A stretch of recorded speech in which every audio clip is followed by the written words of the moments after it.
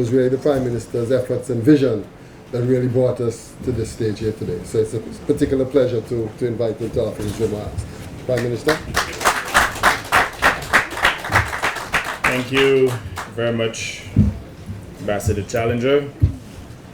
I acknowledge my colleague ministers, the members of Parliament, to include Senator Naxinta Ned, and I will also acknowledge our political opponent, the Member of Parliament for Barbuda, Honorable Trevor Walker, members of the Barbuda Council, members in the audience include the representative or ambassador of the UAE, the representative from Mazda, and all the other distinguished ladies and gentlemen here. Is it morning or afternoon? Afternoon. It's afternoon. You know, this is certainly a momentous occasion as we celebrate the handover ceremony of the Barbuda solar hybrid electricity plant.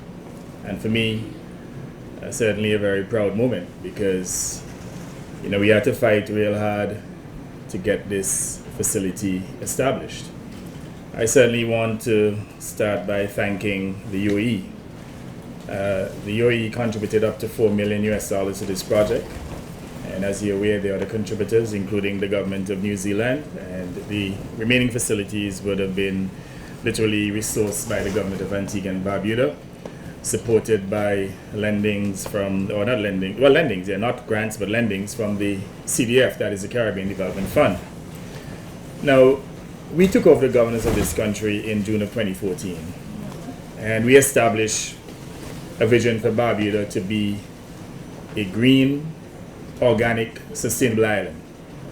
And I'll say here, without any fear of contradiction, that we are well on our way to making Barbuda a green, organic, sustainable island community, perhaps the only within the Caribbean region.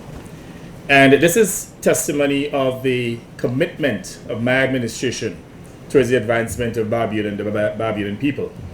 And I just hope that we will continue to harmonize our efforts to advance this great island, an island that has significant potential, an island that has been left behind for decades, or maybe over 100 years for that matter. And we are determined that Barbuda and Barbudans must advance, and that because it represents a clean canvas, it creates the opportunity for us to get the development of Barbuda right. And we want to make sure that, as I said before, Barbuda becomes a green and organic destination, one in which it will generate a significant amount of wealth for the Barbudan people. We want Barbudans to be the wealthiest among all citizens in the Caribbean and beyond, and we certainly have the opportunity so to do. I see some of our political opponents at the back there shaking their heads. Well, I say to you, instead of seeking to divide our unitary state, that you need to join us and to make sure that we continue to advance our country, both Antigua and Barbuda, two islands, and to do so equitably. Because what is happening is that every initiative we pursue on the main island, Antigua, we have pursued here on Barbuda. So, for example, we'd have gotten a loan of $15 million from the UAE to pursue a hybrid plant on Antigua. That project is ongoing, and we are now at the stage in which we have completed, and this plant here, this hybrid plant here is actually operational and will be producing all of the energy needs for Barbudans during the daytime hours. So again, it shows that we are developing the two islands in tandem with each other. We're not leaving Barbuda behind like previous administrations. And we do know that we have a significant amount of infrastructural work to do in terms of the road infrastructure, and that too will be addressed. In fact, we have a partnership with PLH and other developers in which a significant portion of the taxes will be allocated to develop at least 10 miles of concrete roads on Barbuda in the first instance, because we want Barbuda to be a true paradise. And when you look at the amount of investments that we have attracted here in Barbuda, we've attracted billions of dollars in investments since Hurricane Irma, to the extent that Barbuda will become one of the wealthiest island destinations within the Caribbean. In fact, I believe that Barbuda will eventually eclipse destinations like St. Bart's because of the transformation that is taking place. So what we need though is for each Barbudan to buy into this vision and to stand on the truth. You know, the Reverend spoke about the harmonization of our people for us to live in harmony, but you can't have harmony when some people are standing on lies. And I want to encourage those individuals who continue to peddle and to stand on lies to cease and desist and to join us in developing the island. In fact, I want to make the point here that you cannot celebrate the success of this plant as you're doing now and at the same time condemn the administration and the Prime Minister of this country. Because without the vision that we would have established a few years ago, this plant would not have materialized. And let me remind everyone here present today that prior to Hurricane Irma decimating Barbuda, the UAE had agreed to make $2 million available to assist us in establish an energy plant here on Barbuda. So this vision existed prior to the hurricane. After the hurricane would have decimated Barbuda, we went back to the UAE, myself, Ambassador Challenger, and others, and we negotiated an additional $2 million to take it to 4. So, you know, when members of the Barbuda Council, for example, you know, would literally stand here and suggest that, you know, they're the ones who make this happen, they did not make anything happen. What we did is that we recognize that we're one nation and we have allowed for their participation because we want there to be harmony. But there seems to be some form of disconnect in which members of the Barbuda Council do not want to give the government credit for developing this great island. And again, as I said, stand on the truth. You cannot see the advance of the Barbuda taking place and then argue that nothing has been done. Even the issue about the land, which continually divides us. And the reason why I'm mentioning this issue, because it was a subject of this discussion prior to the starting of this ceremony, in which members of the Barbuda Council barefacely said to me that my government has plundered Barbuda. How so? And that we stole your land. Let me just say this in passing, that the land issue is a settled issue, settled at the level of the Privy Council, and if you wish to continue to stand on a lie, that is your problem, that is not our problem. One thing I say to you, notwithstanding your destructive behavior, you cannot stop the advancement of this island, because my government is fully committed to advancing Barbuda. And I'll go as far as saying, and this is not a brag, there is no other Prime Minister, no other administration that has done more for Barbuda than my administration. None. So stand on the truth and embrace the successes. This is one of the great successes. You have an energy plant here in which the entire daytime hours you're powered by green energy. This is part of the transition that is taking place within our great state of Antigua and Barbuda. One in which we are meeting our climate commitments. As you indicated, Minister of Energy, you have indicated that by 20 or in the 2030s, we hope to have both Antigua and Barbuda powered by solar, voltaic, and other green energy or in renewables, to the extent that 80% of our energy will be produced by renewables. And by 2040, we expect Antigua and Barbuda to be carbon neutral.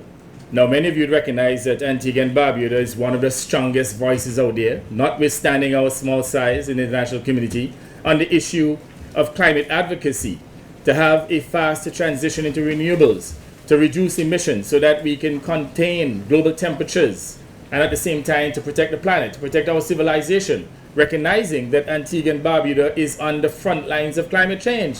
So this is a typical example of commitment of my administration to lead by example, to start the transition here and to accelerate it and to make sure that we achieve our NDCs as indicated to the United Nations. So this is a project in which we should all be justifiably proud and to celebrate what is clearly a success.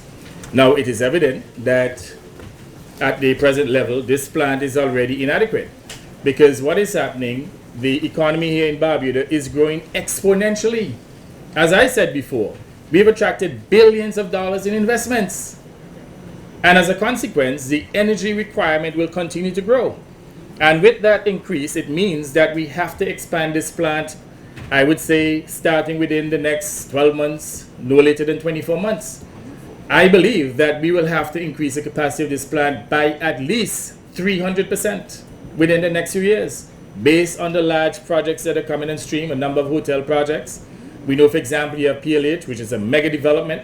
So far, they've invested over 600 million US dollars. We also have a Rosewood Hotel that will see a few hundred million US dollars invested. There's also the Paradise Found, which incidentally has started. And then you also have another luxury resort, Silver Sands, to be constructed on Barbuda. So with these mega projects and the traffic that you will have, in fact, the traffic that will attract to Barbuda will be exponential compared to the population size. You have about, 1,500 people here? I guarantee you on an annual basis, you'll be able to attract tens of thousands of tourists coming to this island, which means that the energy requirement will grow exponentially. So this is just a start. And I give a commitment here that my administration will ensure that we continue to build out this facility to meet the energy needs of the people of Barbuda and certainly all the visitors who will come to this country. So this is what you call commitment in action. This is not a promise. This is happening right before your eyes. And no one can doubt the commitment of my administration to make sure that we continue to meet our climate commitments and at the same time to advance Barbuda. And again, I ask everyone to embrace the development that is taking place here in Barbuda. In terms of the organic aspect, it is the intention of my government, or at least the vision, to engage more Barbudans to get involved in farming, to include the production of organic foods, so that we can also address our issue of food security. So whereas you're addressing our issue of energy security and to address the issue of the volatility in the purchase of fuel and the availability of fuel from time to time and the volatility in prices, we also have to address the issue of food security. And this is an area in which we like to partner with the council for us to discuss how we can increase the food production here in Barbuda. In fact, it is the intention of my administration to increase the water supply by adding additional capacity. And you would have noted that we would have more than doubled your capacity in terms of reverse osmosis water supply within the last year. And we're prepared to add additional capacity as we seek to produce water for farmers to do more farming in Barbuda.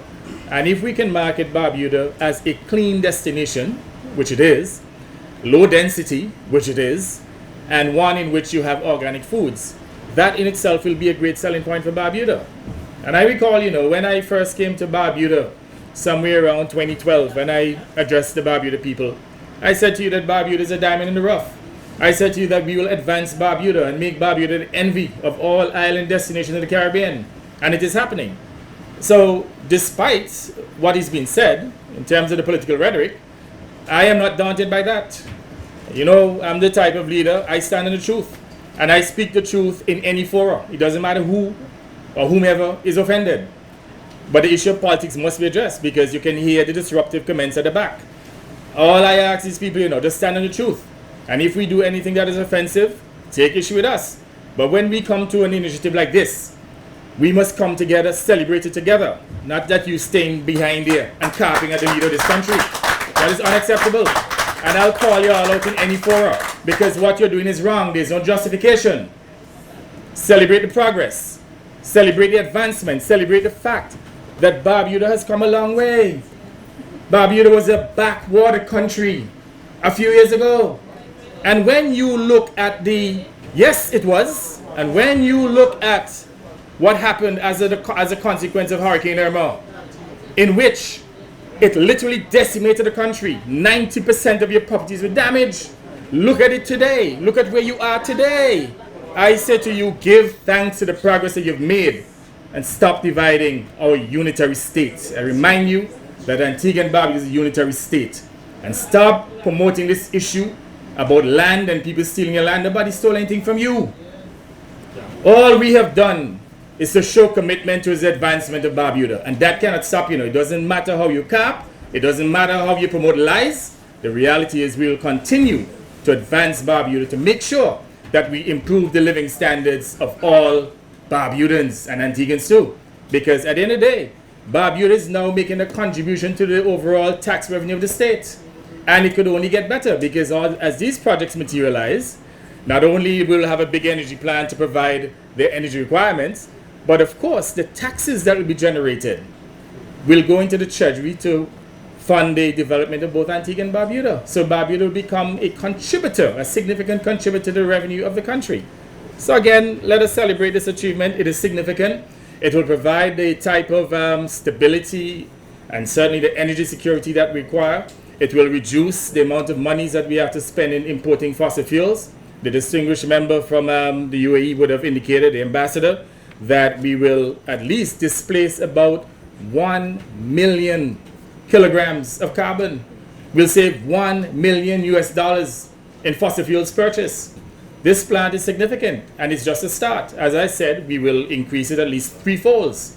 So again, let us come together and continue to advance the progress of Barbuda and the Barbudan people. And let us look at the various areas in which we could collaborate even beyond this plant, to include the physical infrastructure, building out the airport. And then that's another issue too. We don't want to get into any details, but those of you who are seeking to undermine the opening of that international airport, I ask you to cease and desist. We have a country here to develop, to advance, an island community to advance. Let us work together as a team and to embrace the overall development of this island, which is a comprehensive program to deal with the energy aspects, the physical infrastructure, the economy. Let us come together and advance Barbuda. I thank you very much. Cheers.